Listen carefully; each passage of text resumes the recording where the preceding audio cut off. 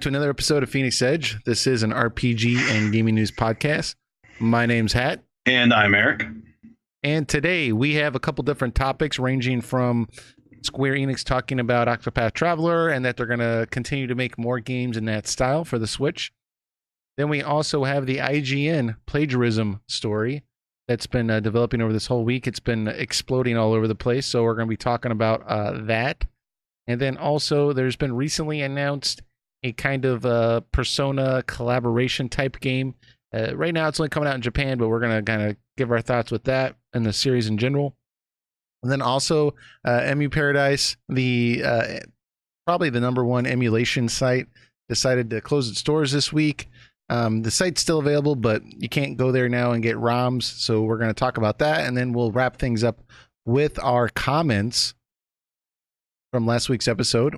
But before we get into all that, let me just throw out there, you're wondering why Eric's video is not there. He is here. He's here for the podcast, but I updated Skype because we record things remotely generally, and for whatever reason, it's not working with OBS right now, and we spent about 20 minutes trying to figure it out, and we figured, well, you know what? We won't update Skype in the future until after episodes have been recorded. So apologize about that, but we just wanted to get going with this episode. So Eric is here, and he's I'll get to see my beautiful face this week. However, we do have a hand-picked image for Eric. So you said this is from Dragon Quest 1, correct? Yeah.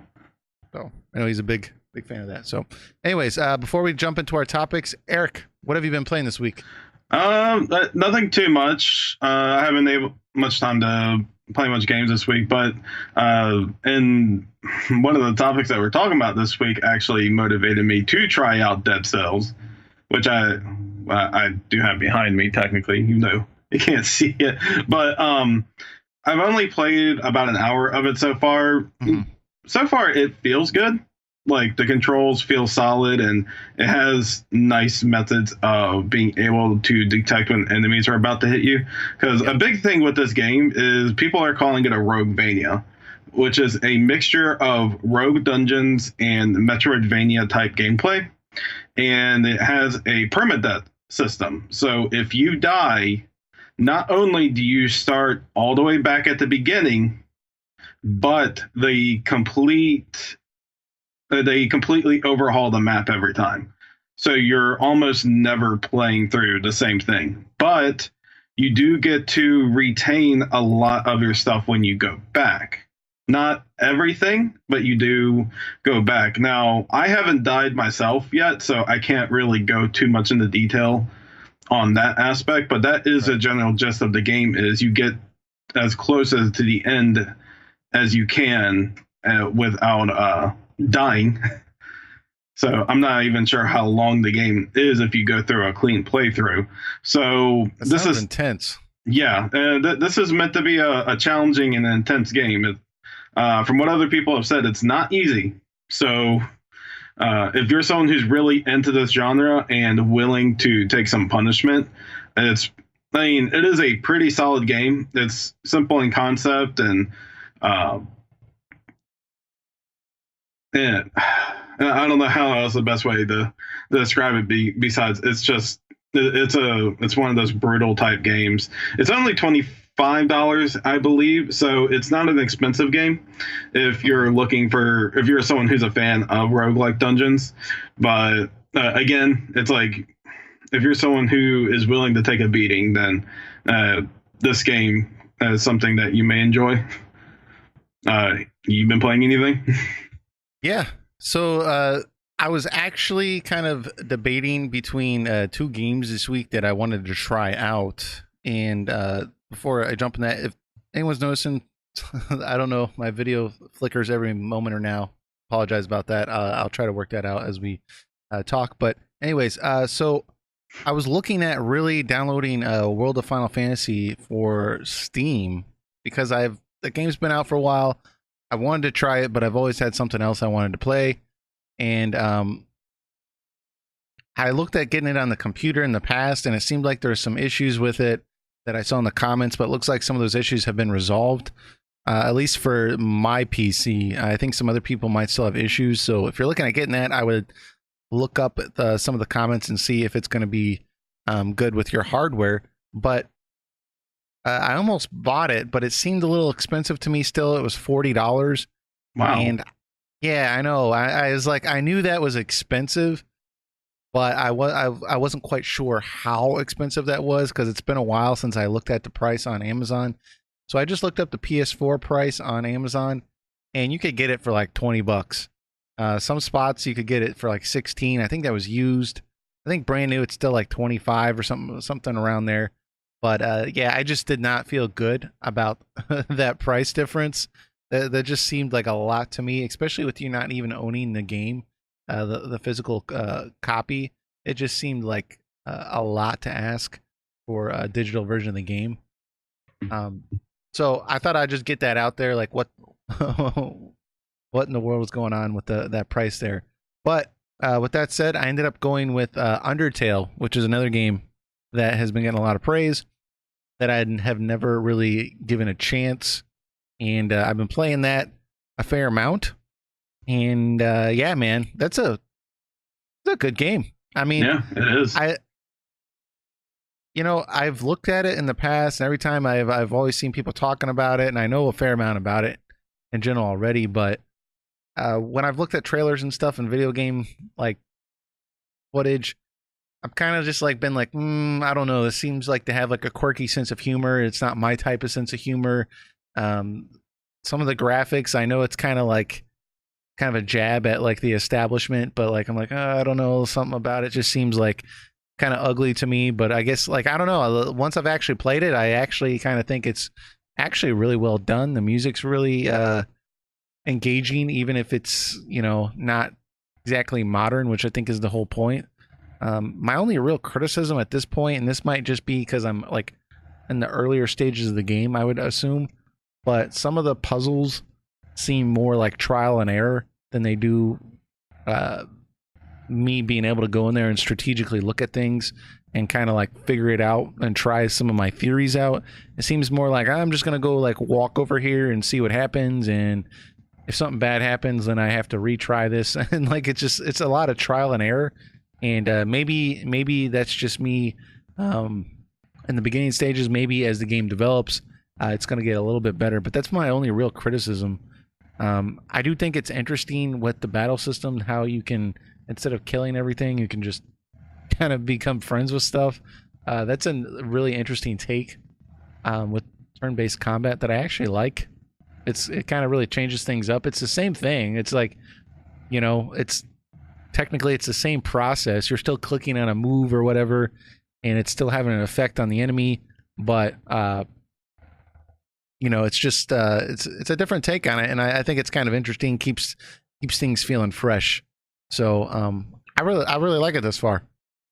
Yeah, I mean, I thought it was a pretty good game myself. I'm interested in going through it again on the Switch because there's different choices you can make that bring out different outcomes and consequences to your actions. So it would be interesting definitely to try it on that. But I mean, I agree with everything you said. I mean, it's very quirky. It's kind of like Earthbound, where you think it's going to be like this type of game, but it ends up being pretty dark and creepy and very thought-provoking also. Mm-hmm.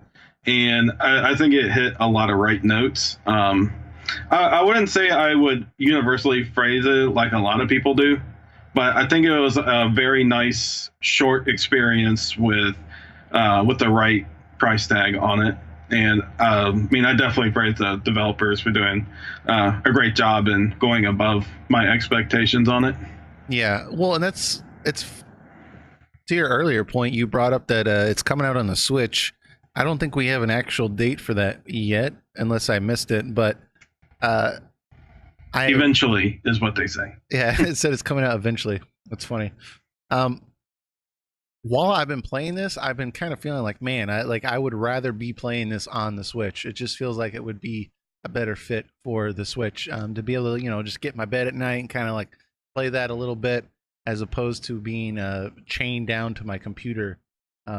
I think that definitely would be a better platform for the game. So I'm looking forward to that. I think that would be definitely day one purchase for me, assuming Nintendo doesn't come in and be like, oh, $60, because that would be way too much for me. But yeah, that'd be really cool.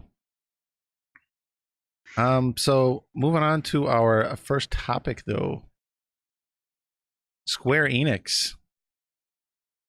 They came out recently and they said, hey, Octopath Traveler has sold way beyond our expectations. I think the last time I saw it actually broke 1 million copies, which is far more than any of those games of that genre, really, at this point in the game. I mean, the game just came out about a month ago, a little less than a month, and it's sold a lot of copies thus far. I think Bravely Default, the first one, did break 1 million. I think I saw somewhere, but it took much longer for that to happen. So the fact that Octopath Traveler has hit that mark so soon, it's really gotten Square's attention. And they've come out and said, hey, like all these retro styled games, we're going to be making more of these types of games in the future because of that success. And I think that's awesome. I think that's fantastic. That's exactly what I want Square to do. And it's kind of almost like we're in this new era of like modern day retro games. The only thing that I wish these games had, and I think this point has been made a couple of other places on the internet, but I totally agree with it. Like these games are like really starting to nail it down. Like what made artistically these games great, what made the music great. The systems are even more engaging, I think, than they have been in the past. We just need a strong narrative, man.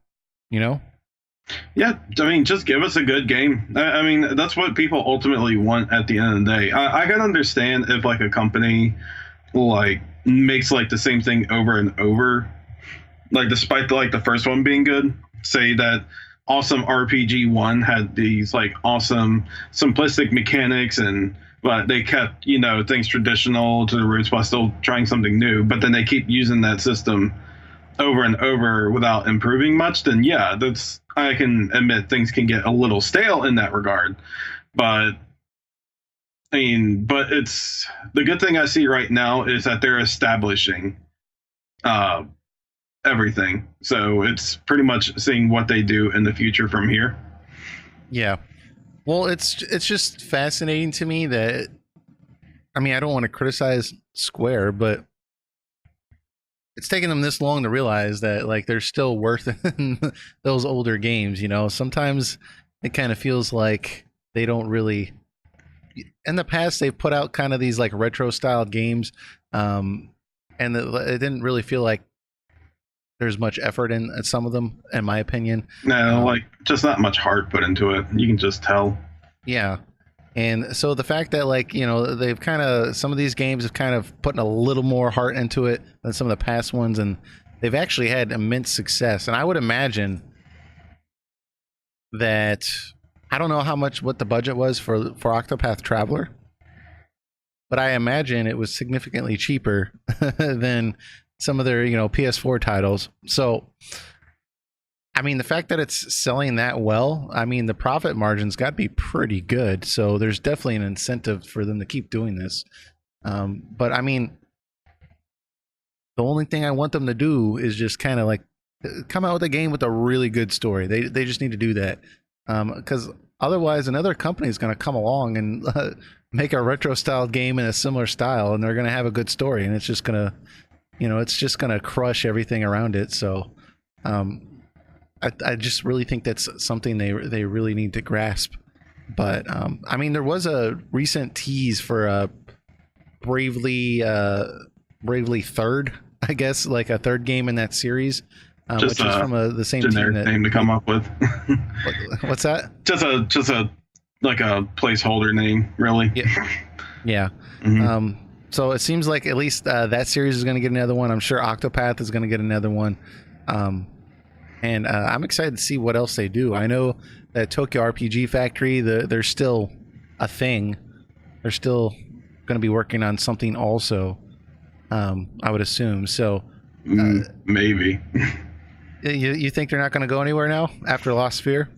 I don't know. I think they'll There's get a lot another of game. displeased people. I think they may get one more shot, and if it just doesn't reach the expectations, then I think Square is going to be like, "Hey, we tried you guys 3 times, and you guys did okay with I Am Setsuna. There's a lot of displeased people with Lost Sphere, and number 3 was just so bad."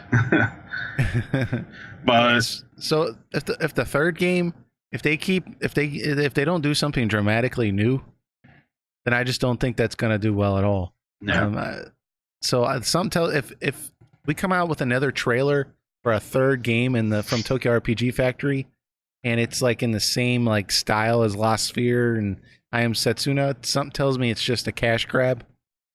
It's like low budget, just try to like get as much money as possible before we close this thing down. So I'm hoping it's going to be something dramatically new, but we'll have to see. yeah, and just my overall take on Square Enix focusing more on the Switch now. I say good. I say they should go crazy. I think they should get new games out, of course, like like Bravely Third, and then they should get Final Fantasy 1 through 13 on there. Why not? Just get like the PSP enhanced ports of 1 and 2, the 3D versions of 3D and 4, or even the HD 2D version of 4 in PSP. Get 5 and 6, hopefully not the god awful mobile ports, but probably would be. And then you could get like 7, 8, 9, 10 in there. I mean, you have like PC versions of these games that you can port over to the Switch. Yeah, I've thought about that a lot. I see no reason why they couldn't put 1 through 6 on there, and I think they should. If they're trying to focus more on the Switch and these retro style games, they might as well stick all those games on there and like really become the JRPG source for the Switch, right? Like most of the JRPGs released on the Switch, if it could be Square Enix games, I think that would be very, very good for them. As far as putting 7 through 13 on there, or at least 7 through 10, I think that's easily the Switch can run it. I think that would be fantastic. I just look at that like, well, Final Fantasy VII, it's come out on what? All Sony devices except Steam. It's on Steam. No, except besides Steam, like everything else it's come out on. Oh, gotcha. Yeah. So, with that said, I feel like there's going to be some strong negotiation there. I feel like some money would have to be paid for. I mean, they already got Cloud and Smash Bros. Yeah, I know. I just feel like it's a big negotiation piece. Like they're going to hold that back. I'm sure it could happen, and I wouldn't be surprised if it happened in the future. But I don't know. I feel like Nintendo, they're going to be like, hey, Nintendo, you need to pay us or help really like pay a lot of development costs for this upcoming game or something big for Final Fantasy VII to come to the Switch, because that would be a big thing. Because even back in the day, it was a big deal that Final Fantasy VII was not coming to the Nintendo 64. No, they'll get a port in 20 years. Yeah. So I'm sure eventually it will happen, but yeah, that'd be very, very cool, and I'm glad that they're pushing this forward. So, and I'm surprised Octopath has sold so many copies too. 1 million copies, that's a lot, especially in a month. That's a big deal. I think the at least the marketing on the internet side, I think they did very well on. They built up the hype from just the presentation alone. And they got a lot of YouTubers talking about it, and YouTube is a major source of advertising today. And I believe they sent copies ahead of time, and like people got to like openly express their thoughts about it. And not only that, they put a 3-hour demo up. Yeah, it was a big deal. I think that really helped. That really solidified and told people, wow, this game there's something special about this game. I want to go get it. And I'm glad I got to try it before spending $60 on it. I think that was definitely a contributing factor to it getting over 1 million sales pretty quickly. Yeah. Well, and I think the fact that they were able to put that 3-hour demo up is probably one of the positive aspects of the way the game is built, that you could start off with 8 different characters. I mean, generally, I don't like that because I feel like it kind of complicated things a little bit with the narrative.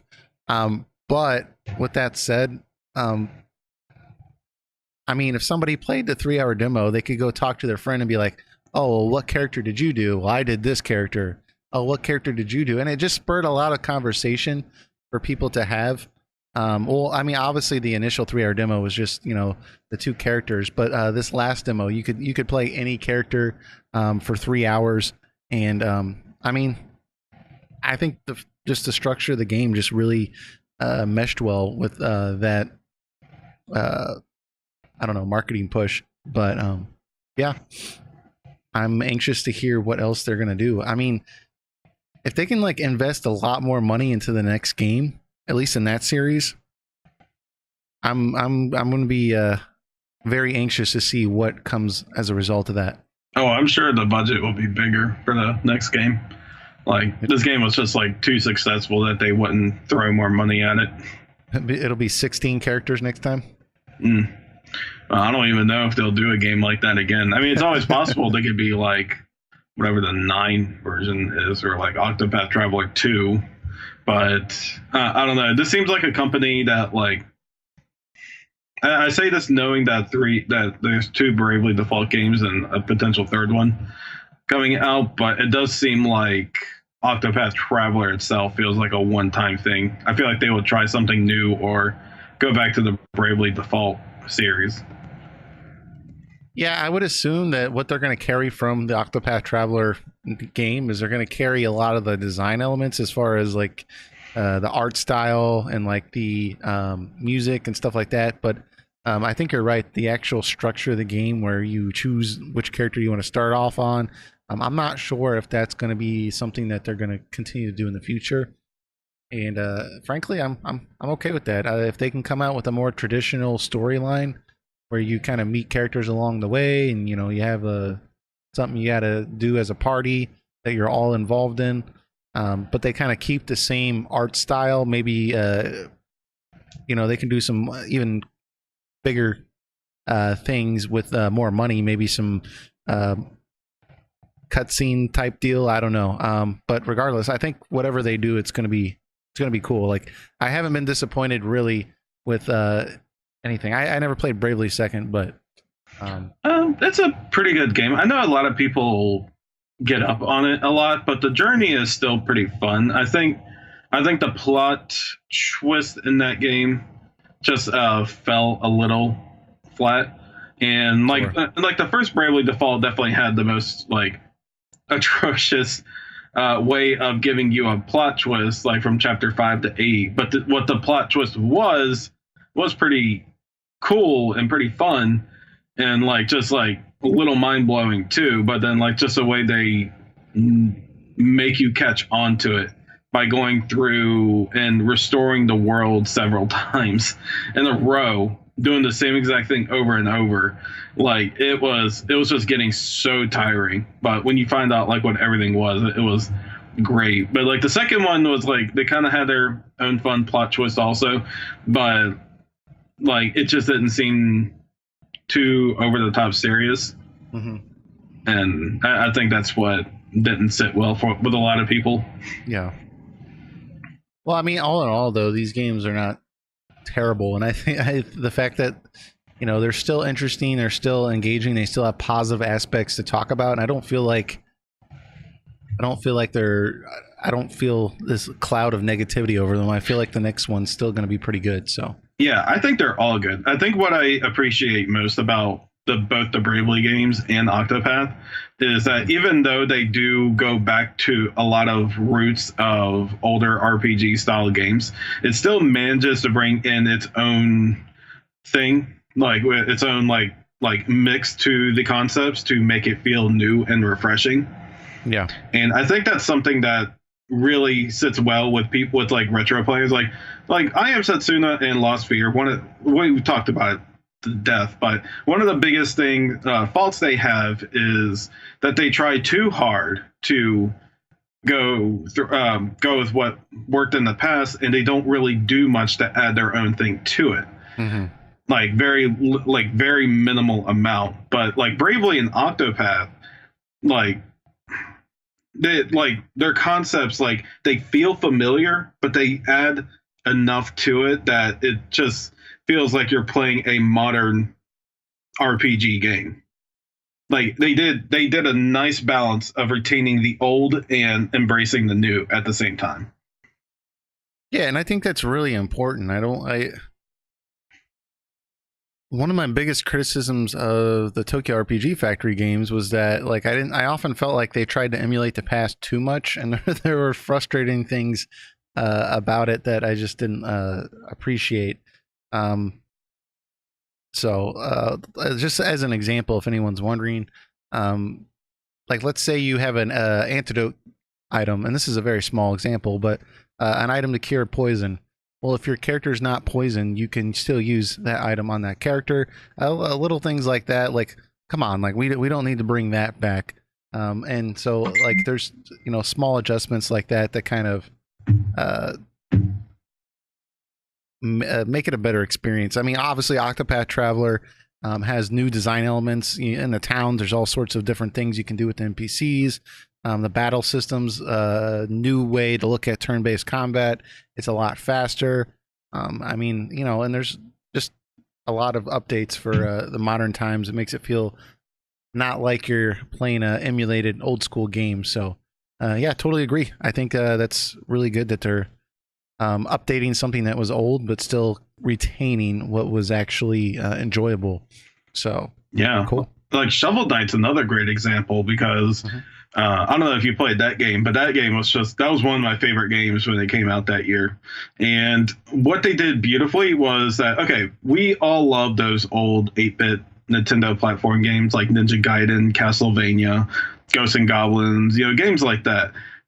And what Shovel Knight did brilliantly is it used a lot of concepts of what worked well in the 8-bit genre, but at the same time, it took what didn't work with those games back at the time or wouldn't work well in a modern day, and they took it out and they added elements in to make it feel more modern despite being heavily rooted to 8-bit style games like Mega Man and DuckTales. And it just did such a right balance. I think this is the mindset that people should have when they're trying to bring the old style games back to a modern day. Well, and I think when they do that, there's this recognition that there was something good about those old games, right? When you're just trying to emulate the past and you don't try to update anything, I think you're kind of treating that like, well, maybe this is just a fad. Maybe this is just a stage that people are in for a couple of years.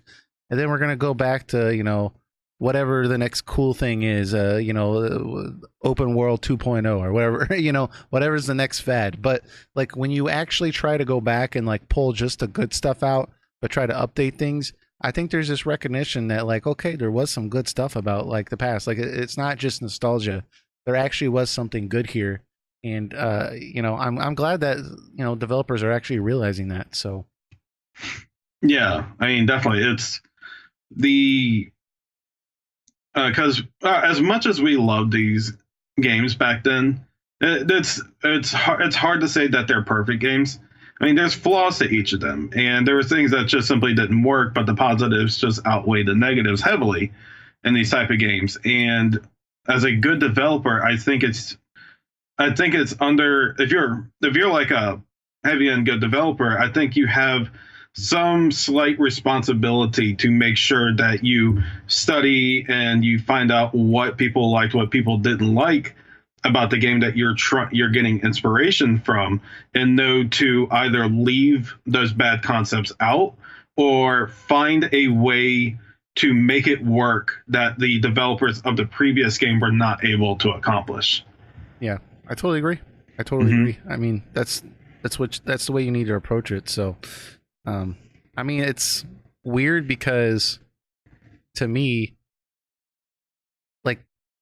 a few months ago, I tried to go back and play. And this is gonna make me look bad, but I went back to go play Final Fantasy IV, the original version, on the Super Nintendo, and I still think that's a great game. But it's just gotten to the point where some of the archaic nature of some of the things you don't even remember. It just got very, very irking for me to keep playing. and it's, you know, that's something that like it used to not bother me, right? So it's good that they're making those updates, but very cool, man. I'm excited. Let's go on, and if you don't mind, we're gonna move on to our next topic here. This is a big one. IGN reviewer. What's his name? Philip. I couldn't pronounce that last name. Miucin. I'm sure a lot of people that are listening to this can pronounce it better than we can, so we're just going to leave it there. But he actually, well, the biggest one that came out recently was he reviewed this game, Dead Cells.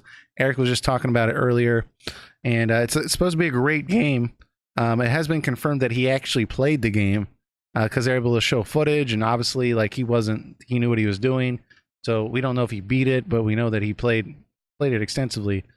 But he actually, when he made his review, he was writing his review, he was found to have copied another reviewer's ideas, and some of the parts of the video, if you compare them, they're almost verbatim, like the same thing. He might change some of the words and make it a little more fanciful, but he's saying the same. It's the same sentence. And there's the actual YouTuber that was copied. It's called Boomstick Gaming. If you go to his YouTube page, he's actually got a video on it. It's got like 1.3 million views now. But he kind of breaks down where it was copied. And if you watch that video, the first 2 minutes of it, the comparisons are not that convincing. It's more like, oh, this is kind of similar. But like, I don't know. Like, I could see how this might be a coincidence. But then after about the 2 minute mark, it starts getting more and more egregious till towards the end. It's like almost like a flat out, like just like word for word copy of this guy's video. And he made this video pointing this out, and it just caught on like wildfire. I think this was on Tuesday, and it's gone all over the place. IGN actually fired this reviewer, and it's been all over the place. The reviewer actually made a video recently because apparently he used to be a YouTuber. He still has his own channel, and he was just kind of defending himself, saying like, "Hey, I didn't copy. I just basically, whenever I do research for games, I try to see what the bit mass opinion is, see if there's any points that I'm missing, and along that process, I write down my own ideas. Some of my ideas might be similar to others, but that doesn't mean I'm copying." I would agree with all that, except if you go watch this video, like he literally like copied. Like, come on, man! Your statement and his statement almost like line up literally at 3 minutes and 7 seconds. Yeah, that was the biggest one. The Boomstick Game pointed out. He's like, this sentence right here, I said at 3 minutes 7 seconds in my video, and he also said at 3 minutes 7 seconds in his video. Like, it's pretty bad, and that's what IGN did their own investigation. They didn't immediately fire him. But they came out and made a statement that said, like, we can't really come up with a reasonable, like, excuse why these coincidences occurred.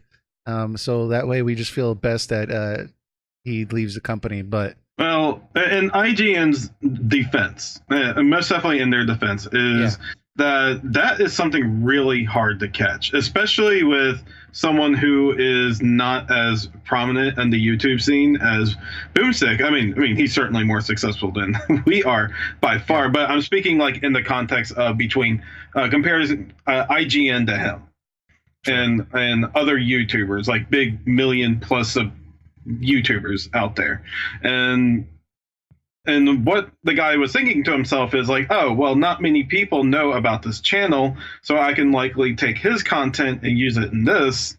But what he underestimated was this is the internet. You can't get away with that. And it was also bad on him that Boomstick is a frequent, someone who frequents IGN a lot.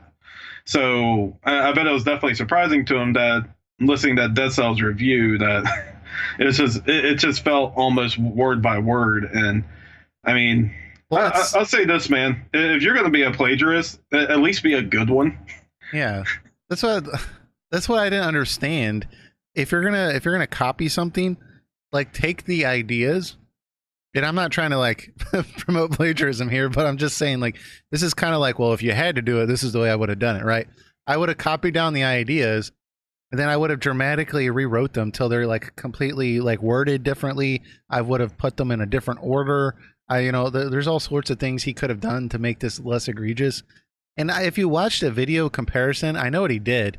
He did do his due diligence to make it different enough to where it wouldn't be plagiarism for the first minute or so of the video, thinking like, okay, anybody that saw the other video, they're not going to notice by the end of the video that this is almost the same.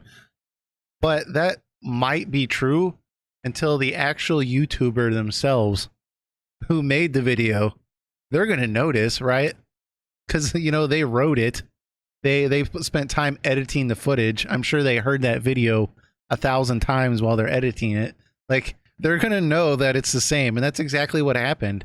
And apparently, since this has happened, other people have gone out and found other instances where this guy has done similar stuff. I don't know if it's as bad as this one. Jason Schreier is, well, to give credit, it's the guy who found it. What you're about to say is Jason Schreier from Kotaku. He's the one who's just been doing heavy research on him and trying to exploit everything he's done. So, and remember, this is all allegedly from here on. We're not directly saying that he did, in fact, copy these things that Jason Schreier found. We are just saying that it's very similar, you could say. So, and apparently, so Kotaku has found that there's been an instance of striking similarities to a Nintendo Life review. He used to be with Nintendo Life for FIFA 18 on Switch. And then there was also another instance. Let's see, where was it? It was an Engadget review of Samus Returns, I believe. Okay. See if I can. Yeah, right here. Yeah, exactly. And that was on September of last year. So I don't know how, I haven't specifically looked at those and like kind of compared them. So I don't know how similar they are. I don't know if perhaps this is just kind of similar and maybe like they're just trying to get some more clicks, because that's what Philip originally stated on his response video that he took down recently, because it was just getting so much hate, was that he felt like some of these companies were, or at least Kotaku was trying to take advantage of him while he was down, blah, blah, blah. I don't know about all that, but it definitely does not look like Philip is going to be working in this industry in the future, because right now with his name, if you Google that, that's all you're going to see is plagiarism, and that does not look good.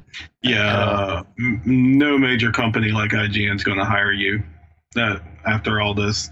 I mean, like, even IGN was embarrassed they let this happen, even though, like I said, that's something really hard to catch. Like, I know editors do their due diligence, and I do not believe for a second that IGN was in cahoots with them either. Yeah. So it's well, here's the thing. Like, there's a lot of things I could say negative that are negative about IGN. But like in this instance, like, I don't think that's like necessarily IGN's fault. I mean, the guy, they can't possibly, the guy copied something that was spoken on a YouTube video. It's not like IGN could have found that. And so like, and they did the right thing. Like, they found it on Tuesday, and by Friday the guy was fired. It was very, very quick. And to honestly, Boomstick Gaming, when I originally looked at that video, they were in like the 20-something thousand range subscribers. Now they're like 60-something thousand, like I think 68,000 last time I saw. So Boomstick Gaming, he's gotten a lot of new subscribers from this. I'm not saying that makes it okay or right, but it has been beneficial for his channel. That IGN was able to not only do the right thing here, but also give out the due diligence that yes, this did occur, or the credit, I should say. So I think that's really, really good. But the only thing I've seen that's kind of been like a little bit of a reasonable defense for this is that I've seen some other YouTubers talking about, hey, they actually know this guy, that they've talked to him in the past. And when they talk to him, they would just say that, hey, this guy was overworked at IGN. Like, they were just constantly throwing stuff on him last minute. He used to be a YouTuber. He thought he was going to be editing videos. Apparently he like altered his entire life, sold everything, and moved to go make this work. And then he got there, and they just have him writing reviews all day, and like with really crazy deadlines. I get that. I get like being busy is very, very stressful, and I'm sympathetic to that. But that doesn't mean you copy people's stuff. I mean, you know, like I understand maybe you're in a job where you can't get fired. If you get fired, you'll be screwed because you don't make that much money. And I think he was living in California somewhere, so where he had to live to work there, and it was fairly expensive, and maybe it was just a dire, stressful circumstance. I don't know. I don't know the correct thing for you to do to find a new job or something, but it's not, you don't just copy people's stuff. That's not the right solution. I don't feel bad at all, not one bit, because when he got hired by IGN, I'm very sure they ahead of time told him, "Hey, look, you have to meet certain schedules and." You have to meet certain deadlines for these games. We only get these games at most a week ahead of when they get released. So you have to make sure that you get this much done, at least this much done with it, and then get a video review up. If you can't meet these expectations that are clearly established from you from the beginning, then you will get removed. And if you can't meet those qualifications, and honestly, you shouldn't be working there in the first place. If you have to result to copying other people's work to keep yourself where you're supposed to be, I mean, you're just going to go crazy eventually from, or you might get too reliant on plagiarism. I mean, I just don't. That's not. You there's can't company expectations established to you from the beginning, and he simply was not able to meet up with them. Yeah. And if anyone wants to go check out, it was a really good discussion that I saw. Some different YouTubers, bigger YouTubers that were talking about this, who all know Philip. They don't know him like come over for dinner, but like they've talked to him in the past before, the one-on-one, etc. If you go to, I believe the YouTube channel is Spawn Wave, and he's got a Spawn Cast. And it's got him, RGT85, Dreamcast guy, and a couple, two other YouTubers, and they're just kind of talking about this. It's very, very interesting. But the one thing that I also took away from this that kind of sucks is I know certain gaming publications, like for example, it's smaller than IGN, but Game Informer, like if on their like they've publicly stated like, if they're hiring like journalists in this kind of realm, like you have had to have done more than just YouTube, right? They're not going to just hire you because you have a popular YouTube channel. They want to know that you've done journalism before. Do you have a degree? Blah blah blah. I don't know if this guy's credentials, but I understand that he was a YouTuber before he did this, and I imagine that IGN is now looking at this like, well, we hired somebody from YouTube and he plagiarized. I don't know if they're going to be more strict in their hiring practices in the future. Not that I want to work at IGN. I got my own thing I'm doing. You got your thing you're doing. But I'm just looking at that sucks for people that that's their goal, right? That's what they want to do for a living. Maybe to work at IGN, that would be their dream. That sucks that somebody has kind of probably tainted them and they, had nothing to do with it, I would imagine, Yeah, I mean, I'm very sure these major companies don't just hire anyone off the street. Yeah, I'm sure like they had to sample his work and everything, but you know what I'm saying? It makes you look unprofessional. So I know one thing is that there are so many people that try to get in their door with these companies. Like it's like they're all trying to cram through the door, and like only maybe like 1% of that group gets into it. I mean, these companies do have very high standards of who they hire, and I'm not exactly sure how our plagiaristic friend here got it. I haven't like personally looked into him too much besides what I've seen on the news, but I mean, I would imagine they have like portfolios or something that show like previous work that they've done, or like shown like reviews that they've done, or how efficient they are with their ability to meet the demands of the company. I mean, I'm sure it's not coming in saying like, oh, I know video games and I know how to write. It's like, oh, you're hired. Well, and yeah, with this individual, Philip, it looks like he used to work, he had reviews posted on Engadget, and then he had Nintendo Life, and then he went to IGN. So clearly, he had some backing behind him besides just his YouTube channel. But I'm just saying, to me, it just seems like the fact that like he was a YouTube personality, I guess, kind of puts a taint on it a little bit, because I don't know, that's just the way I look at it. But he does have some other credentials on there besides that, so I can't just write him off as just only that. But yeah, needless to say, I don't think he's going to be working in this industry in the future. So just let that be a lesson to you all, that if you're trying to get in the industry and you're plagiarizing, you will eventually get caught. The internet and the technology used to check these things they're ridiculously better than they were back then. So if you decide that that's the route you're going to take, then you are not going to last long. I mean, the technology today is just way too good. Well, and honestly, like, looking at his perspective, if he was that stressed out, like, it would have been better for him to have just quit, right? Because now he got fired, he doesn't have a job, same outcome, and he can't go anywhere. any job's going to do worth its salt. It might do a background check, and it's just his name's going to show up on all over the place. So it makes him look very unethical and very non-trustworthy.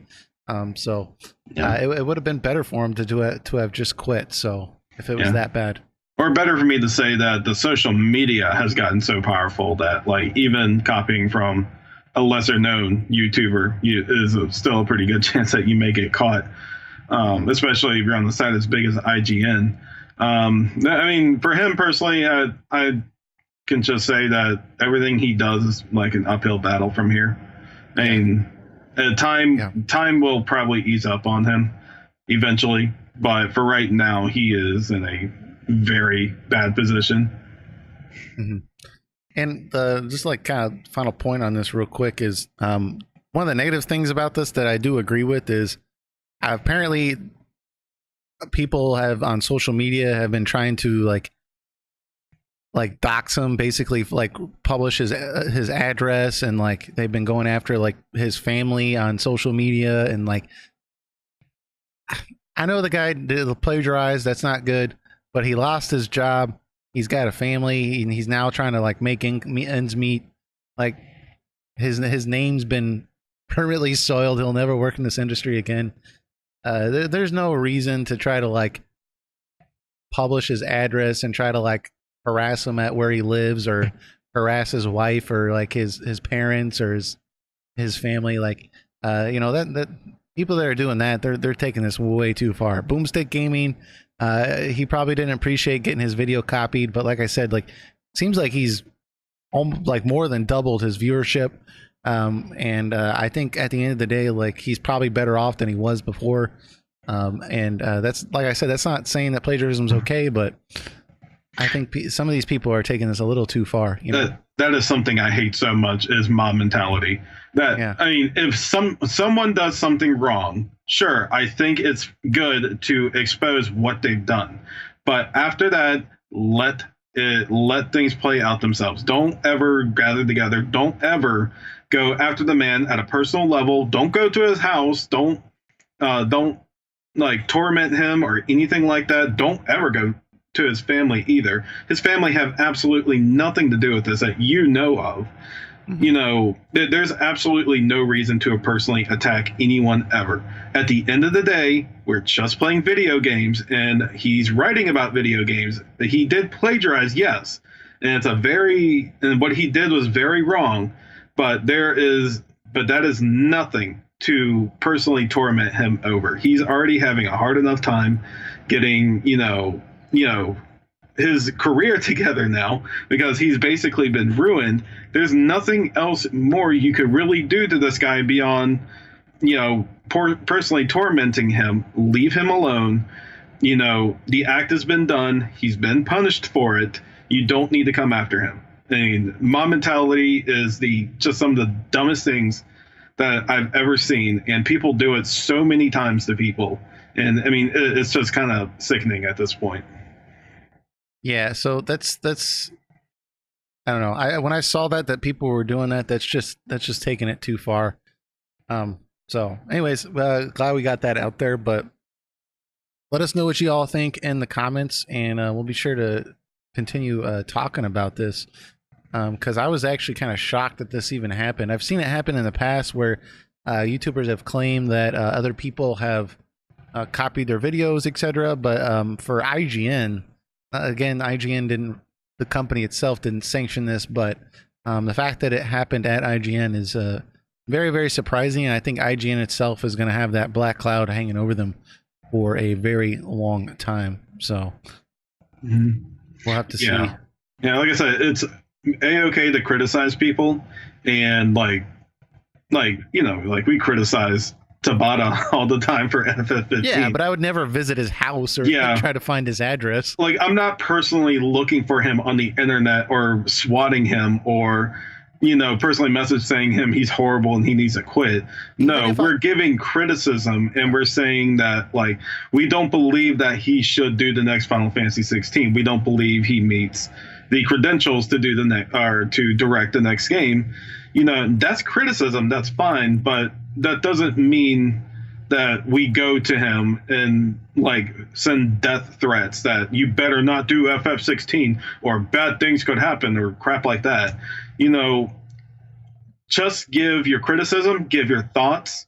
If someone like this guy who plagiarizes did it, expose him and just let things just play out from there. Let it be between IGN himself and Boomstick. I mean, you can always give comments. That's fine. You can always bring out more evidence, but don't personally attack the man and his family. It's absolutely wrong. Yeah. If I ever met Tabata in person, I don't even think I would be rude to him. So no. I mean, I would shake his hand. Nice to him. I would be actually, frankly, interested in hearing what he has to say. So, yeah. Anyways, that's about that. We'll see how that develops. His video was taken down, or he took it down himself, his response video, because it was kind of counterproductive to the conversation. But I'll have to see. Maybe by next week, this cloud will have lifted, and we'll be on to something else. So yeah, and also just a note that IGN already put up a new review video from a different person who reviewed it. And that video has like 230,000 views already, which is crazy. So, things work out. But moving on, though, I saw recently on a GameSpot article, let me pull this thing up, that we have a new Persona game trailer. It shows casts from 3, 4, and 5 together. There's been a Japanese release date announced. So basically, it appears there's going to be this new RPG in the Persona series, and it's going to be called Persona Q2 New Cinema Labor Length. And anyways, so there's this Japanese trailer. Let me kind of turn the sound off here. I'll kind of play this while we're talking about this. Let me make sure this is actually recording. Cool. So, I mean, it looks like a slightly different art style, but it is kind of interesting how all the casts from all three of these games are going to be crossing paths. And it seems like at one point some of the characters are kind of fighting each other, etc. I'm interested to see like how they're actually going to tie the narrative in. But it actually seems like they put a fair amount of work into this. It doesn't seem like it's just a money grab. I don't know if it would actually come out in the States. I would imagine it would. There would be nothing to lose except money. And I don't just mean the States. I mean outside of Japan. I believe the first one came out in America, and it sold, the West in general. Well. And I think it sold fairly well. Persona's a pretty heavy IP name now in the JRPG industry. So, if you release something Persona related, it's usually going to sell pretty well now. Yeah. So, the original one came out in a 3DS. It looks like I've never played it. You said you played it though. It's pretty good. I've not played it. I've never played the first one. Okay, cool. But I know people who have played it, and I've heard it's pretty good. But I think you need to be a fan of the series to enjoy it, because it's got a lot of crossover elements to it. Like a lot of references to their previous games. So it benefits you a lot more to have played these games in the past. Mm-hmm. Yeah, and that's kind of my thing with it. But by the way, the release date for the Japanese version is November 29th of this year. So I'm sure if we get a Western release, it'll be after that. But that's kind of my thing. Like I played a lot of Persona 4, and I just kind of like, I liked a lot of things about it. However, the only thing I didn't like about the game was the sim aspect, the simulation aspect, which I know is a lot of things, something that a lot of people liked, and so that kind of turned me off from the franchise. However, I've never, still to this day, I still haven't dove into Persona 5, even though it's been critically acclaimed. But I do. There are things about that game that I when I look at the art style of it, I look at like the user interface, the music. I listen to the soundtrack for Persona 5 probably once a week, while I'm working. It's a great soundtrack. So I've been tempted to jump into that game, and I know a lot of people think Persona 3 is their personal favorite. So, I mean, with this game, that might be kind of the appeal that it has. Like, you have to be a Persona fan to enjoy this game. I don't know, but that's what it seems like to me, and I don't know if I would get the enjoyment factor as much as some other players, Yeah, but that game is built up to be a fan service game. Well, it seems kind of like World of Final Fantasy. Like, yeah, I mean that's a good way to compare it. Yeah, if you've never played a Final Fantasy game, I probably wouldn't recommend World of Final Fantasy. I mean, you might like it, but it might be missing a lot. So yeah, I've always been okay with the Persona series. I liked 4 because it had an interesting mystery attached to it that established itself pretty well in the beginning. Mm-hmm. Persona 5, though, I had a hard time getting through. I mean, it has a beautiful interface. The battle system was very smooth, and I actually did exploring the dungeons. The thing about Persona games that really puts me off, though, and this is just a personal thing, it's not, I mean, I'm very aware that Persona 5 is a highly praised game between JRPG players, but this is just my small gripe with it, is that I am someone who's very gameplay centric. And of course, I love story in my games, but I also got to make sure that there's a good mix of story and gameplay. And how I work is that I feel like a good game, in my personal opinion, is that it should be the game, and then the story should be the reward for accomplishing said part of the game. When I play a game like Persona, or even to the extent like the Trails game, I feel like I'm being rewarded gameplay for enduring large amounts of dialogue and story. Yeah. Which really off-puts me sometimes.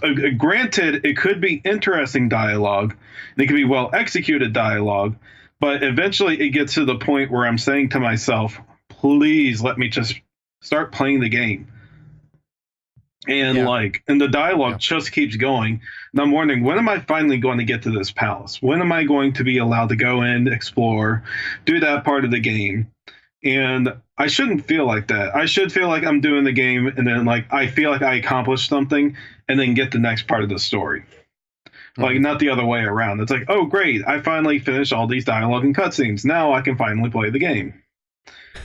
Yeah, it's kind of backwards how you want it to be. Yeah, it's an interesting observation. I've never really thought about that, but that is kind of the way I felt about Persona 4 from what I played, which was about, 35 hours. So I realized a lot of people spent 100 or 150 hours in that game. So I can't give a final opinion on the game. But that is the way I felt playing it. It was like, Jesus Christ, I do not want to go to basketball practice. I do not want to go to work. Whatever thing that popped up that would have me, reading dialogue tree after dialogue tree. I was like, just let me get to the dungeon and let me just go grind. I just bought this equipment. I want to use it. I want to level up my characters and so forth. And it just got really, really tiresome to me. I did enjoy the story from that one, but it just... there's a lot of dialogue that had nothing to do with the story that just drove me nuts. So, yeah, I mean, and there are people who like it. So, it's a different strokes for different folks type of thing. Mm-hmm. But I mean, that's just how I feel in general about it. I know there's people who heavily favor story over gameplay, and when they play these type of things, so I mean, that's definitely a game up their alley. It's just, yeah, you know, like my favorite series of all time is Legend of Zelda. And what I always like is you're playing, you're exploring, you're finding new things on your own, and you're not having, well, more earlier than later Zelda games. I know Skyward Sword was pretty atrocious for it. The amount of dialogue given to you, especially by Fee, but like you went through these actions on your own, and you created your own narrative in your head playing through it, and then you were rewarded with the dialogue to help you push forward, and you know, more determined to see things through because how that narrative is structured. And that's kind of like the structure. I really like it. And earlier RPGs or like even Dragon Quest are games that like it has a lot of focus on the gameplay, and of course later Dragon Quests have heavier narrative than it does, but it still retains the feeling of, I feel like I'm exploring this large beautiful world, and I'm creating my narrative on getting there, and then the cutscenes will help and complement it. Mm-hmm. But Persona just feels like an extreme on the dialogue and then giving you the game. I like a mixture and balance of it, and I think Persona just goes a little too far in the other direction. Yeah, I would agree with that. I mean, certain games, I almost feel like I would rather just watch it than play it because there's just maybe just a condensed version of the story. But one of the other things too, and this is just a personal preference, is a lot of times I feel like, and this isn't just Persona games in general, but like a lot of games that give a lot of choice to the player, which I really like, it makes me feel like I'm constantly at risk of not getting the best ending. And when the game's 90 hours, 100 hours, I don't want to feel like I put 100 hours into a game and I got a mediocre ending, or like I didn't get the best version of the game. And so a lot of these games, they rely on replayability, and that's great for getting your money's worth. But when you don't have, you know, I have a full-time job, so it's kind of hard for me to get through a 100-hour game 2 or 3 times without, you know, forfeiting playing something else. So that's just another aspect that is unattractive to me. I'm not saying that people that enjoy that you're wrong. Maybe at a different part in my life, like I would find that very enjoyable. But for me right now, that's just like, oh, Jesus Christ. That's very, very scary to me to imagine that I put that much time into something and that I potentially didn't make the right decision somewhere along the way. And like, I didn't forge the best relationships with characters, and therefore like I didn't get the best scenes. It's just, it doesn't feel right to me. So I mean, I agree. I mean, you'll never see me play an 80-hour RPG again after just beating it. Like, oh, I want to see what the different choices are now. Like, no, I am not going through all that again. I may a couple years later, but not right now. Yeah. So, I mean, you know, maybe I'm just not the target audience. But anyways, I am interested to see when this game comes out in the West at all, if it does. And again, it's coming out November 29th, 2018, for the 3DS of all systems, the one that nobody's interested in. Well, I guess that's Japan, so that makes sense. And when I said nobody's interested in, I meant like that was kind of like a jab at what other companies like Square-Enix have kind of teased. Our good friend at Nintendo, Reggie, did say that there would be 3DS games continuing to 2019. So maybe this will come out, and it's possible. It would be stretching it for sure, but it is possible it'll come out over here in the West. Sure. Well, we'll have to see. I'll be interested to see exactly what this entails, and yeah, we'll let you know if there's anything interesting going on with that. But I think moving on to our next topic. EmuParadise, the, in my opinion, legendary ROM website. I used to go there for all my ROMs and all my emulation needs for a very long time. it was always a website you could go to, and you generally knew that what you were downloading was reasonably safe. You didn't have to worry that it was going to have viruses or anything else on there that would harm your computer. And you didn't really have to go anywhere because they pretty much had everything. The website recently announced that it is closing down. I'm just going to make this easy. I'm just going to read real quick what the website published on its website. The website's not actually closing down. They're just removing all the ROMs. So to me, that's basically closing down. But regardless, it's titled EmuParadise is changing. And this is from the owner of the site. He said, many of you are aware that the situation with regards to emulation sites have been changing recently. What you probably don't know is that EmuParadise has been dealing with similar issues for all 18 years of our existence. From receiving threatening letters in the early days to our hosts suddenly shutting down our servers due to complaints, we've seen it all. We've always complied with takedown requests, but as you can see, that is no guarantee of anything. I started EmuParadise 18 years ago because I never got to play many of these amazing retro games while growing up in India, and I wanted other people to be able to experience them. Over the years, many folks have joined in and contributed to this vision, and I think I can say that we've been successful in spreading our passion for retro games far and wide. Through the years, I've worked tirelessly with the rest of EmuParadise team to ensure that everyone can get their fix of retro gaming. We've received thousands of emails from people telling us how happy they've been to rediscover and even share their childhood with the next generation and their families. We've had emails from soldiers at war saying that the only way they got through their days was to be lost in the retro games that they played from when they were children. We've got emails from brothers who have lost their siblings to cancer and were able to find solace in playing these games they once did as children. There are countless stories like these. It's been a long and beautiful journey with many ups and downs. When I started EmuParadise, things have gone either way, but right now the direction they're going is it could not be more than clear. So where does that leave us? It's not worth it for us to risk potentially disastrous consequences. I cannot in good conscience risk the futures of our team members who have contributed to the site through the years. We run EmuParadise for the love of retro games and for you to be able to revisit those good times. Unfortunately, it's not possible right now to do so in a way that makes everyone happy and keeps us out of trouble. Just got a little bit more here. This is an extremely emotional decision for me after running this site for so many years, but I believe it is the right thing for us at this point in time. Thus, we have decided to make a new start. We will continue to be passionate retro gamers and will keep doing cool stuff around retro games, but you won't be able to get your games from here for now. Where we're going to do it, where we go from here is up to you all. We still have our emulator database, the community, and everything that comes along with that, and so forth. And they say they have several plans of how they're going to change the website, but basically they're not going to have ROMs anymore due to the current climate. And this came about, shortly after those two other websites received that basically that $100 million threat from Nintendo.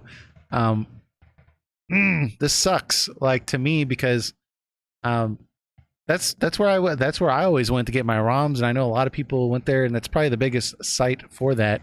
There's a lot of other websites you can get ROMs, but like it's kind of like shady.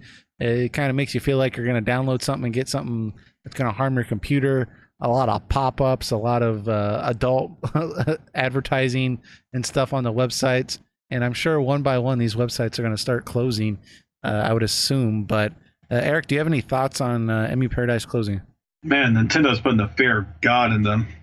Yeah, that's surprising. They've been around, they said, for 18 years, and they had like a team of people working on it, and they just decided, you know what? We're not even going to risk anymore. We're just closing this down. It's a shame because EmuParadise and Cool ROM were really my go-to places to get these type of ROMs. I don't know if there is some real legal loophole that Nintendo or gaming company in general found that could legitimately put these emulation/ROM websites in trouble. But it's apparently something threatening enough to get this person who's been doing it for 18 years to shut it down. Because he's even said himself that he's seen everything. And that's apparently the case because this one last thing got him to cave in. I don't know if they're just simply going to find an alternative means, like they use the EmuParadise as a source for like talking about the stuff, and then maybe using like some offshoot website that Nintendo can't find to download this stuff. Maybe these people that own these ROM sites are just not going to get rid of them, but they got to find a new way to distribute them. Well, I would imagine that, eventually, if this just keeps going this route, you're always going to be able to get them. You're just going to have to get them from like a torrent file or something along those lines. I was tempted after reading that to go and like quickly download like as many ROMs as I could, because I used to have quite the collection back in the day, just to have them, because sometimes it's not easy to play a lot of these games. I mean, I could go on eBay and buy like a NES version of a game, and then like I might have like a NES I could connect to my TV, but then it's like, I can't really adjust the graphics and it doesn't always look right, and you don't. It's not easy to play a lot of these games. So, and sometimes the re-released versions, they're not really up to par, and sometimes they don't even have released versions of these that are like I can play. They might re-release it in Japanese only. It's just, there's all sorts of things that like go on that make it difficult to play games, and like it's just real crappy that it seems like it's going this route where possibly in the future it's not gonna be as easy to download ROMs. So I mean, that's always been my criticism with bad ports of older games, is that the big thing with Chrono Trigger with that bad release initially was that, hey, I could be playing Chrono Trigger, the Super Nintendo version, in 3 minutes. All I have to do is Google Chrono Trigger ROM, download it, and upload it in my emulator, and I'm playing it in 3 minutes. Maybe that was too easy. Maybe it should be a little more difficult. I don't know. But I mean, you can type in Google all retro Nintendo games torrent, and I know there was a torrent that like I found like the first 2 search results of Google that had a torrent that had every single NES, Super Nintendo, N64, Game Boy, Game Boy Color, and Game Boy Advance game all in one package. And it took only just a few minutes to download. Yeah, so it's out there. I mean, and I understand why companies might have a problem with that. I get it, but I don't know. To me, like, we've talked about it in the past, but I don't really. If the game came out 30 freaking years ago, like, come on, that wasn't the original vision of the game to be selling it now. I mean, I could go buy the game from a used game store, sure, but you're not going to make money off that purchase either. If I go spend $20 at the used game store and buy it, if I buy it off eBay, you're not making money off that sale. You've already made more than enough money to pay back the development costs. Nobody that originally worked on the game is still at your company. All the shareholders that originally invested in your company, they've sold their stock since that game came out. Like, nobody that worked at the company when that game came out still works there probably. I mean, I'm not saying you don't have ownership over your game. Of course you do, but come on, just quit being ridiculous here. That's kind of been my take on it. But it is what it is, Like I said, I've always found ROMs important in that they help preserve history. Yeah, exactly. Because a lot of times, like even the companies you're talking about, these companies that don't exist anymore, chances are they may not even have access to their own game anymore. They may not be able to even re-release something that they made on the Super Nintendo that long ago because they don't have the files, they don't have anything to properly remake the game. So it's up to people like these ROM developers and people who are uploading them to make sure that we keep them up and they stay relevant in our history. Yeah, and there's certain games I don't think will ever go away for at least the near future. So like Final Fantasy VI, I don't think that, it's such a big game. Or Chrono Trigger, right? I don't see that going anywhere. But there's certain games where, like, let's say a series that I'm a fan of, the Shadows Hearts series, right? I love that series, but like as far as like, and that came out in the PS2. The first prequel came out in the PlayStation, but nowadays, because the company that originally made that series has kind of like been bought out so many times that it's really unclear who actually owns the series. Like, it's kind of hard to figure out who actually has the rights to that series. So if they were I'm sorry to interrupt you, but I have the game out right now. I'm looking at it, and it was I couldn't remember myself. Midway. So developed Shadow Hearts. Well, the original developer, I believe it was Saknoth, I think it was, that actually, the team that worked on it, I think Midway just published it. Let me see. Midway and developed by Aruse Corp. Okay, well, there you go. Even more off. So, but what I'm trying to say is that, like, because I've looked at this before, hey, like, why don't we get another Shadow Hearts game? And like the big thing is, like, they're kind of like different companies are kind of like, well, we're not quite sure who can really authorize that, who owns the rights to it. It's apparently different games come out with different publishers. It's really kind of like hazy. And when you look at games like that it's really not clearly defined. And there's other examples if you disagree with that one, of course. But it's kind of like, you know, like, who's watching out for these games, right? Because that game's probably not gonna be re-released on Steam anytime soon. That's probably the last release of that game, is that PlayStation 2 game. So it's kind of hard to think about games like that, and even smaller games like that were, you know, it's really difficult to like really think like who's watching out for these games. Obviously, the big games like your Final Fantasies, your Dragon Quests, those are probably safe.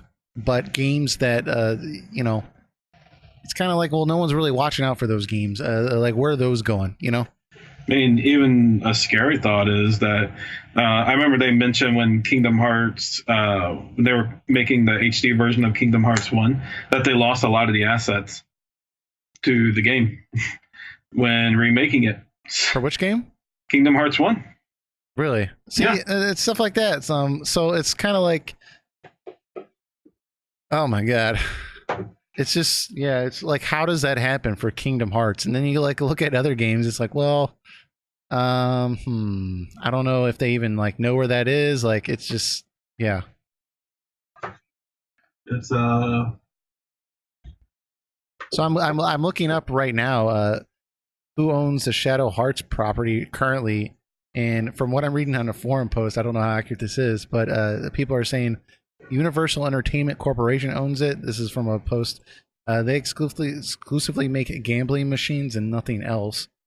The developer Nautilus went out of business, and the devs joined different companies that made different games. So I mean, and that's just one example.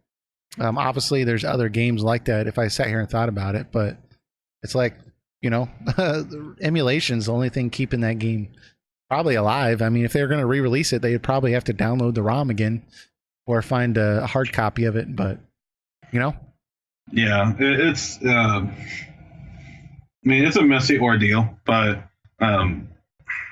that's just my stance on ROMs. I may not really condone the act of piracy on games that are still making profit, but I am against companies going after these people that they don't even make profit from anymore. Because, like I said, they're trying to destroy our history, because a lot of times these game development companies do not have the files anymore, especially ones that went out of business or got bought out by someone else. Because like you were explaining with Shadow Hearts here, is that we don't even know who has it, really, even after looking it up. Like currently a company that does gambling machines owns the Midway properties. Yeah, it's very, very strange.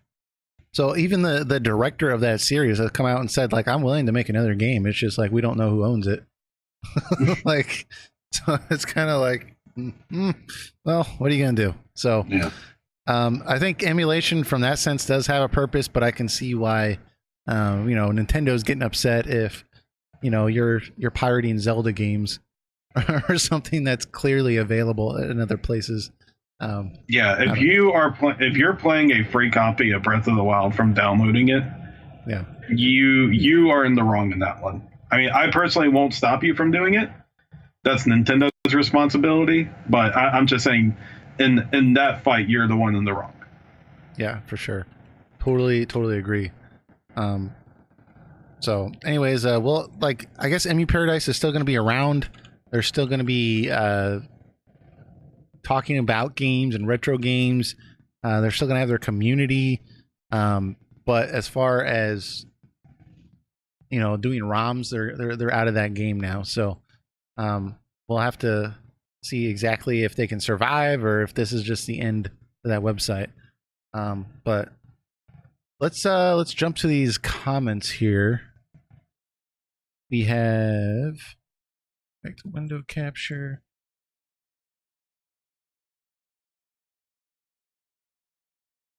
All right, so we have 1, 2, 3, 4 comments. Technically 5 because Leon's a beast. But let's go to the first one. We have Jam Gamecast. Another great episode. I enjoyed the discussion regarding the battle system in the Final Fantasy VII Remake.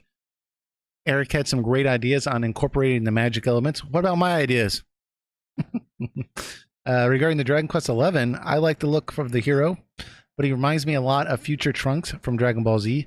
Not sure if that's good or bad. Keep up the great work. Now that he brought that up, the main hero from Dragon Quest XI, he does look like Future Trunks from Dragon Ball Z. How do you feel about that, Eric? Akira Toriyama has very similar designs in his characters. Like, you can compare, like, the main hero, a lot of the main heroes from Dragon Quest to, like, Gohan or Goku and, you know, certain other characters like that. I mean, if you look at, like, different character designs between different series of games, like, you can notice similarities. No, he doesn't do that all the time. Like, obviously, like, you got games like Chrono Trigger where Chrono really really looks like his own thing. But then you'll see like a character like Luca who looks an awful lot like Bulma from Dragon Ball. Yeah. And then that's a very similar character too. Like very technically I don't know. Very interesting. Yeah, and then Marley looks a lot like I don't know.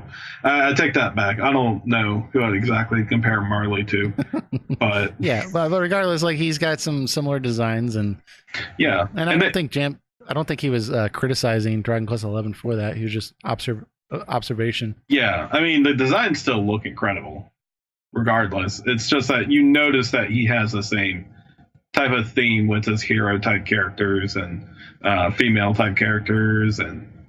Mm-hmm. Like old man merchant type characters. Yeah, for sure. So good observation though.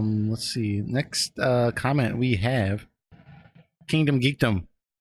The reason websites recycle old Final Fantasy VII news is because those articles, videos get hits/views. Last week we were talking about like why is the job posting saying, you know, there was a job posting saying that Final Fantasy VII Remake, it's going to have a more action-oriented system, and like all of a sudden, like all these articles start popping up saying, oh my god, Final Fantasy VII Remake is an action RPG.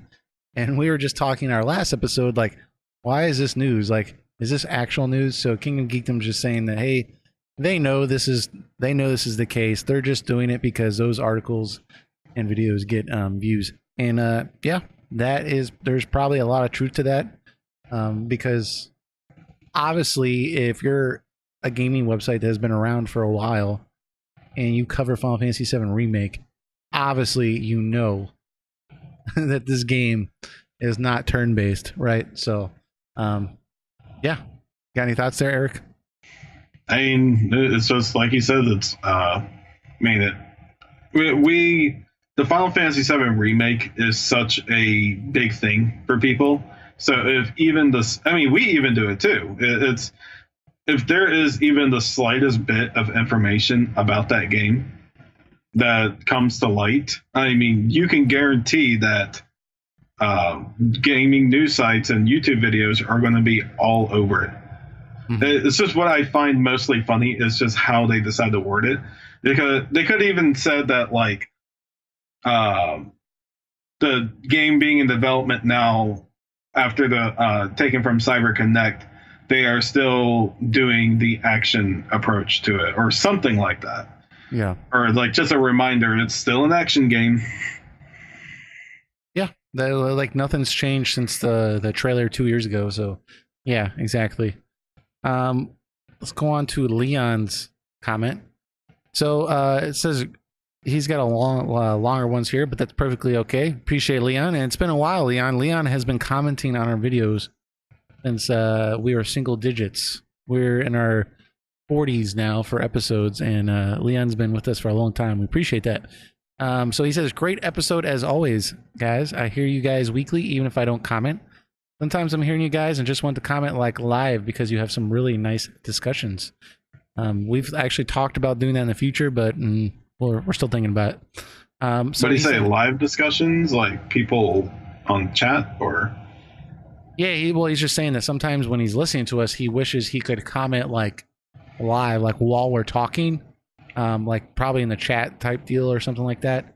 And yeah, there's, that'd be useful in its own context. If we say anything that's incorrect, that'd be useful. Yeah, I'd be interested in that also when we get more people, because I would like it to be like more of a group thing. Like I definitely appreciate the fans of the channel that we have now, but it would be right now, if we did it like started next week with it would be just a very few small people at most. Yeah. Which is cool in its own way, but yeah. So anyways, he goes on though. He says, so I have some thoughts about some past podcasts, especially on the emulating theme, and it's because, well, I used to emulate in the past, and it's a tricky and risky topic because I come from a time when lending games and music from friends was common instead of renting it. That's how I first played Final Fantasy VII. A friend of mine finished playing it, then he lent it to me, as the same with CDs and cassettes. Heck, even you recorded in a double boombox from one to another doing your mixtapes. So sharing games, music, and videos, it's been for a while. The difference, it's the reach the internet has, but it's the same concept of me owning a game and sharing it with my friend. But if you make a profit with some other's work, then is when it gets a little tricky. It's all about copyrights and who has the right to make money with your work.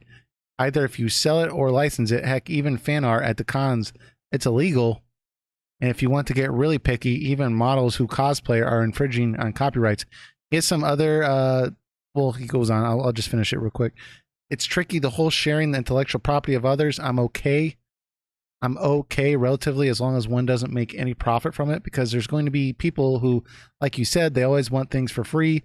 There are some others that sometimes they don't have the money or the resources, maybe to play more than one game or two a year. So yeah, tricky topic. Sometimes I think the big corporations need to back up a little bit and think of the fans and help them to be loyal customers and buy original, but that means that the companies need to invest money and time into having solutions that could attack the piracy and emulating world. Maybe consoles that have cheap access to those games, or maybe an official console to emulate ROMs, or streaming service, or even better, make digital versions of the games cheaper than the physical. That's I think he's trying to say that's a tough subject here. Yeah, Leon, I think you bring up a lot of good points, and some of I think you're a little bit older than we are, but I remember back when I was a kid, like I used to put cassette tapes into the radio, like my boombox, and I would just record songs that I wanted to hear off the radio, and then I'd have my own mixtape of songs that I recorded off the radio that I could just listen to whenever I wanted to. And yeah, I used to burn CDs all the time, music CDs. Obviously you would lend games to friends and stuff, and I think you really hit on the big thing here is that it's the reach the internet has. Like, you're no longer sharing a ROM with somebody that you're sharing it with anybody that has access to the internet.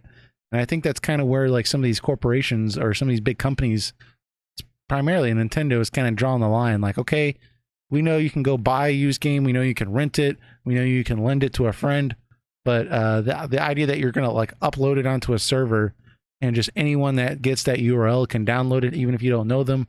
I guess that's kind of where they're drawing the line here. You also point out some good thoughts about, if somebody's making money, maybe via advertising or whatever the case. That's kind of wrong in of itself. But I mean, yeah, totally agree with your comments there. Eric, what do you think? Sorry, just me coughing a lot. But yeah, I was gonna say, it looks like you're dying over there. Yeah, I'm good. But when people cosplay or do fan art, I don't think the companies can do much about that unless you're making a very heavy business off their particular brand, like because it's a form of parody, the fan art and cosplay. Yeah, so it does fall illegal, under fair use. Like, but the spirit of what he's saying, I agree with. Yeah. Yeah, I mean, I agree for the most part. I don't have much to say on the matter. Cool. He's got some other comments, so we'll quickly go over those as well. Good stuff here, Leon. You guys talked about the time to play as you get older, you have less. The answer is yes, LOL. I'm hitting 38 this year, and I'm happily expecting a baby. Congratulations. Well, he says by the end of it. I don't know if that means it's confirmed. I don't know. Let us know, Leon. And yes, time gets less between work, family, and time for yourself. But one thing I'm sure of it is that since gaming, the part of who I am, it's something that I'm going to share with my kid. And I'm hoping at one point that my kid likes gaming as much as I do. And that's another phase of gaming that I want to live in the future. Gaming with my kid or kids. So I think it's a matter of really knowing if being a gamer is part of you, then it will never go away. It's who we are. But also the time issue affects the type of games that sometimes you have the time to play. And you don't play that many games, and you start becoming more picky, and you analyze and watch reviews, or jumping around and buying a game or two, because at least in my case, I want to be sure that I'll buy a game that I'll probably enjoy a lot, because I might be playing it for a long time before I could end it. And for my part, that's why I don't play multiplayers, because of the commitment to them, and also the games that have repetitive side quests. Like, it's the same quest over and over and over and over and over again. After each one, there's nothing important behind those quests. I want a game that catches my interest in the story, that I enjoy living the game with your characters, with an engaging gameplay and no wasting time on going to retrieve the item from the monster, then bring it back and I receive a coin. I like side quests, but if they help you delve more into the story, or if they expand the narrative. Yeah, getting older gives you another perspective on gaming, and it's another phase of your life. And actually, I'm bouncing the idea of a podcast for gamers and geeks in the 40s. Let's see what happens and keep rocking, guys. Yeah, man. So yeah, you're about 8 years roughly older than I am. And that's kind of the way I see my life going, is just like my life gets more and more busy, and I become less willing to just dive into a game and give it, it's the time it might deserve if I don't immediately enjoy it, right? So if I buy a game and I play it, after a couple of hours, if I'm not feeling it, I'm very compelled to just play something else, as opposed to when I was a kid. If I rented a game from Blockbuster and I didn't really like it, I might still play it all weekend just to give it a chance. And, eventually it might grow on me. But, like now it's kind of like, well, I only have so many hours per week, and I got, other people I got to, give time to. It's a little more difficult for me to just spend that much time really just trying a game and hoping I like it, Yeah, I mean, I'm 29 now. I'm going to hit 30 in February. Yeah. And I'll say, at least like in terms of like my play style back then, I used to be, when I was in high school, I was able to easily play 2 MMOs, World of Warcraft and Final Fantasy 11, and play both of them efficiently. I was an in-game raider in WoW, and I was part of the major H&M scene in Final Fantasy 11. And I was able to bounce those 2 out so well and still play other games regularly at the same time.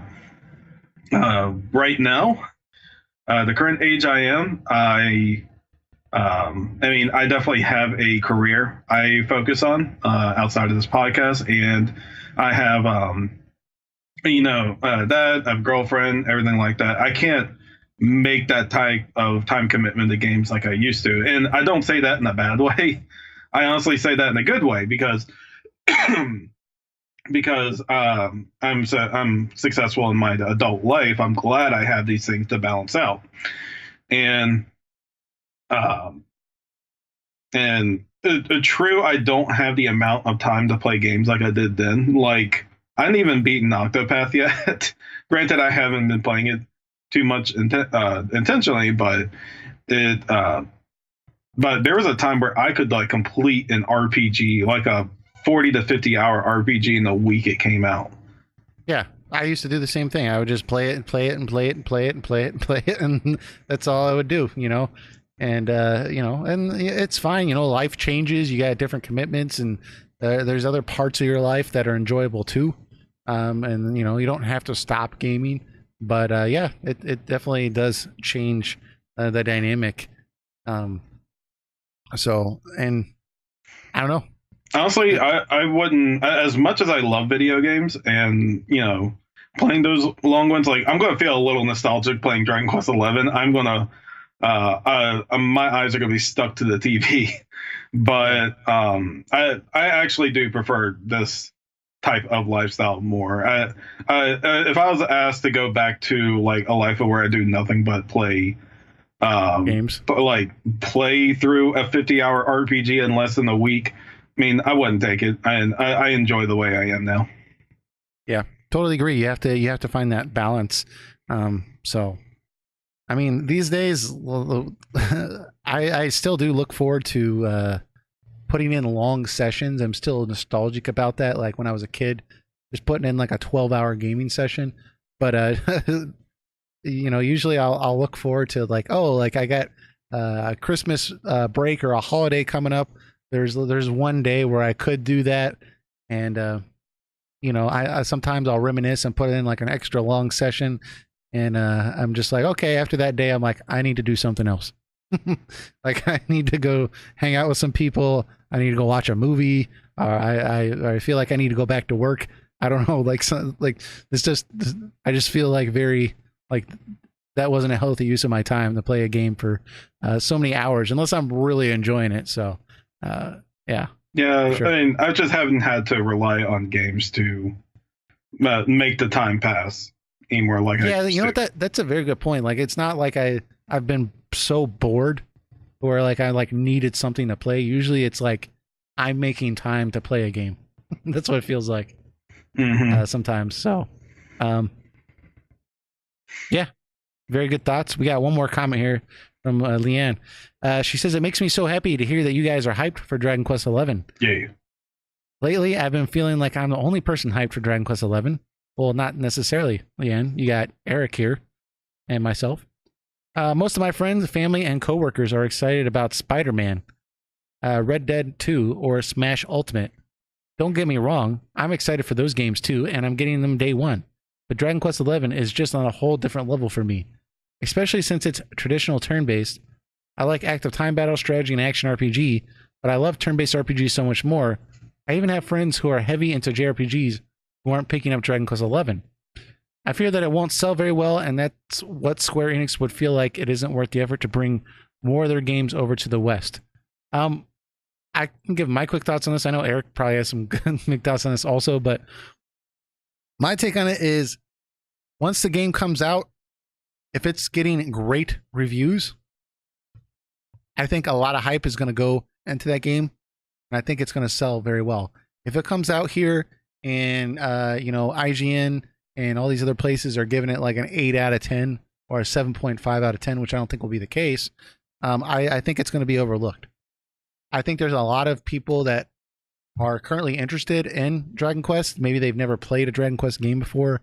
A lot of Final Fantasy fans, they're interested in this release. I don't know if they're going to pick it up on day one, or maybe they're going to wait for the pre-release reviews to come out.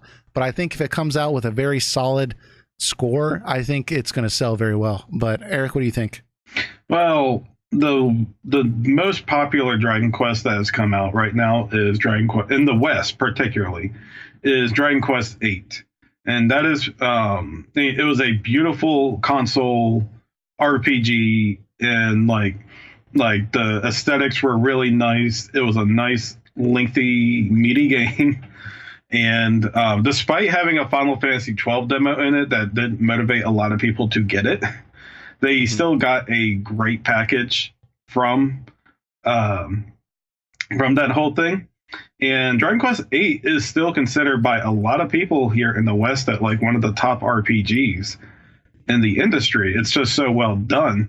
And I think another thing just affecting, current day Dragon Quest, I'm not talking so much about the early days, but like the current day is that like a lot of the titles are on handheld. And the West is heavier on at least the type of players that Dragon Quest appeals to. There's a lot of people who prefer console over handheld, so they're not entirely interested in giving like handheld versions a shot, like Dragon Quest IX.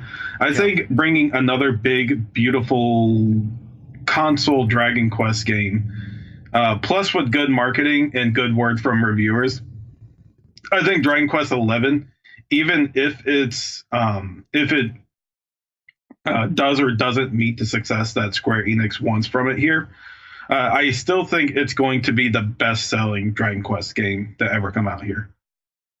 Yeah, I think it's going to do well. I mean, I see what she's saying, that she's surprised that she's not hearing more hype from people, especially people that are into JRPGs, that are not talking about this game. But I think it's kind of, I think people are just, I think it's going to be surprising how well it does in the West, because I think one of the issues with it not getting as much hype, at least appears like, is because the game has already come out. It came out in Japan a year ago. It's just, it's not here in the West yet. But I think once it does come out, I think we're all going to be surprised how well it does. And I've been seeing some people that said they were able to get their hands on at least a small portion of it, the Western version, and it's supposed to be pretty good. So I think it's gonna do well. But appreciate the comment, Deanne, and we will hit you all back next week. We'll try to work out some of these technical issues. We apologize about that, but we thank you all for listening. And if you have not subscribed, we would really appreciate your subscription, your support there. Leave a comment, and we'll get to reading that next week in our next podcast.